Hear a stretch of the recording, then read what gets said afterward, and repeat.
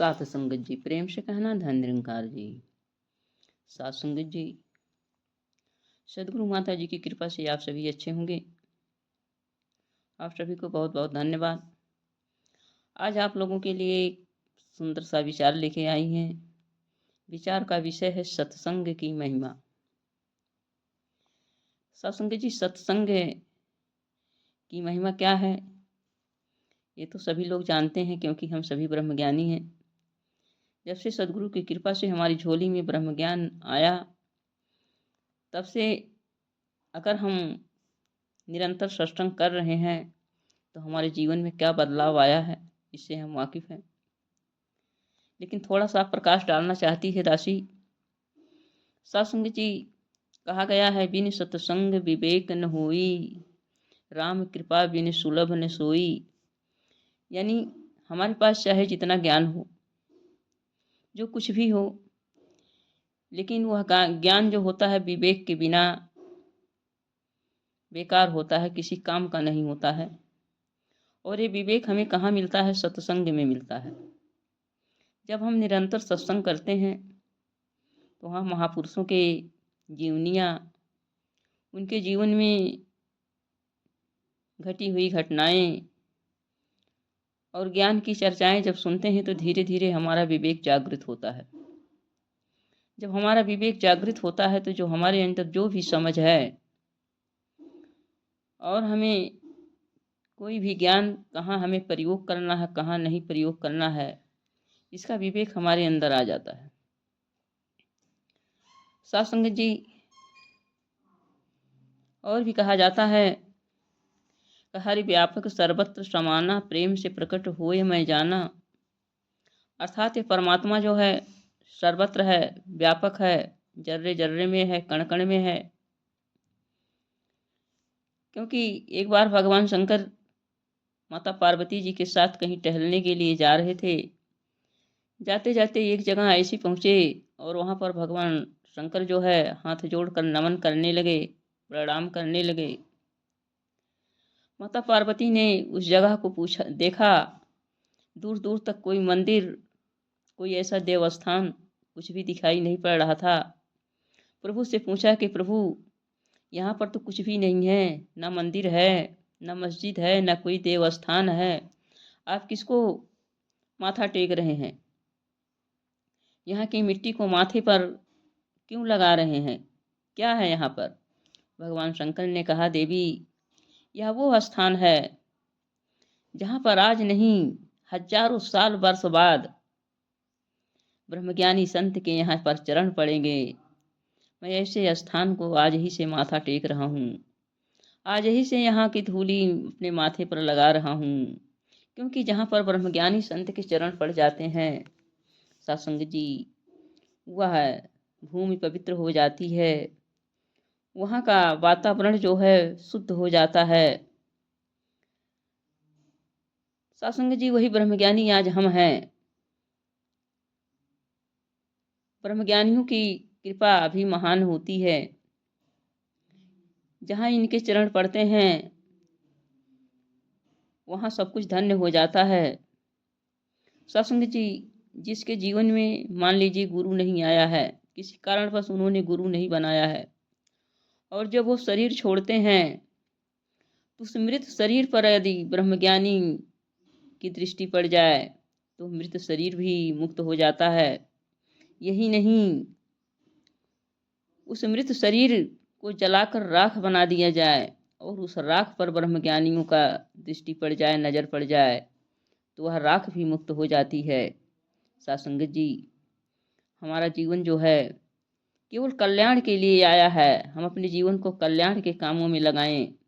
अगर हमारे जीवन में कुछ बदलाव होता है तो वह बदलाव जो है हमारा कल्याण के लिए होना चाहिए। क्योंकि पवित्र अवतार वाणी में कहा गया है, सतगुरु आता है जग में सुखिया करने कुल संसार, सतगुरु आता है जग में करने केवल पर उपकार। सत्संग जी, ब्रह्मज्ञानी के जीवन में पाप और पुण्य नहीं होते हैं, क्योंकि वो मुक्त होते हैं, सब कुछ समर्पित भाव से करते हैं। यह निरंकारी मिशन ही है कि जो इस तरह से सबको ब्रह्म ज्ञान से जोड़ रहा है, यह कोई मठ है या कोई संस्था नहीं है, बल्कि एक आध्यात्मिक विचारधारा है। इसमें इंसानों को पूर्ण इंसान बनाया जाता है, और जब पूर्ण इंसान व्यक्ति बन जाता है तो उसके जीवन में भक्ति आ जाती है, क्योंकि भक्ति किसी समय या किसी उम्र की मोहताज नहीं होती है। भक्ति तो किसी भी उम्र में किसी भी स्थान पर की जाती है। परमात्मा किसी साधन के भी मोहताज नहीं है। परमात्मा केवल भाव के भूखे हैं, केवल हमारे हृदय के भाव को ये समझते हैं, पढ़ते हैं।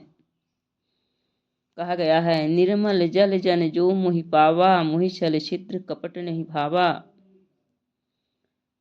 महात्मा तुलसीदास जी लिख रहे हैं, निर्मल जल की भांति जिसका हृदय हो, स्वच्छ हो, वही जन ही मुझे प्राप्त कर सकते हैं, क्योंकि मुझे कपट और छल छिद्र अच्छा नहीं लगता है। अर्थात जिसका दिल जो है जल की भांति निर्मल होता है, स्वच्छ होता है, उसी हृदय में परमात्मा वास करते हैं। साथ संगत जी, एक बार गरुड़ को भी अपने ऊपर घमंड हो गया। जब राम लक्ष्मण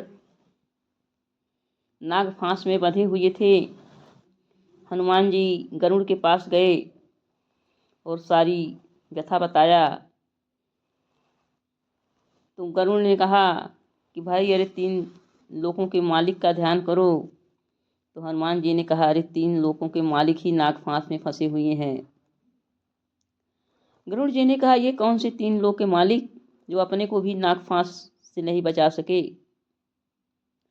उन्होंने जा करके नाग फांस तो काटा, लेकिन उनको अहंकार हो गया, और फिर वो भगवान शंकर के पास गए। कहा, प्रभु, ये 3 लोग मालिक कैसे हो सकते हैं जो अपने को नाग फांस से बचा नहीं सके। इसका समाधान मुझे बताइए, मेरी समझ में नहीं आ रहा है। भगवान शंकर ने कहा, इसका समाधान मेरे पास नहीं है। आप जाओ जहाँ पर सत्संग हो रहा है, उस सत्संग में आपको इसका समाधान मिलेगा। फिर आगे गरुड़ जी चलते हैं। कुछ दूर जाते हैं तो उनको सत्संग मिलता है। सत्संग में संतों की वाणियाँ उनके कानों में पड़ी। उन वाणियों को सुन करके, उन वचन को सुन करके गरुड़ जी रोने लगे। उनके आंखों से झरझर नीर बहने लगे, और उनकी समझ में आ गया कि हे त्रिलोकीनाथ, आप ही सब कुछ हो, मुझे कहाँ से अहंकार आ गया है। तुम तो लीलाधारी हो, लीला करने के लिए आए हो। सत्संग जी, उनका घमंड चूर का चूर हो गया। इसी तरह से आज संसार में सभी लोग इस परमात्मा को भुला बैठे हैं, अलग अलग भगवान बना बैठे हैं अपनी इच्छाओं के अनुसार।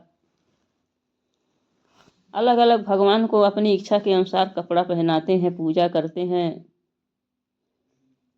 आज संसार भगवान को ही बांट लिया है, भगवान से ही प्रश्न खड़ा कर लिया है।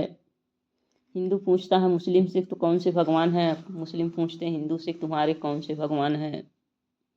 लेकिन साथ संगत जी, ये भगवान जो होता है केवल एक होता है। इनकी चरणों में जो आ जाते हैं, सदगुरु की कृपा से ब्रह्म ज्ञान को पा करके भगवान को पहचान लेते हैं, और फिर इनके जीवन में सदगुरु जो है सेवा सत्संग सुमिरन देते हैं। और सत्संग, जो संत निरंतर सत्संग किया करते हैं, उनके जीवन में बदलाव आता है। कौवा बनकर जाते हैं, हंस हो जा कोयल हो जाते हैं, बगुले बनकर जाते हैं, हंस हो जाते हैं।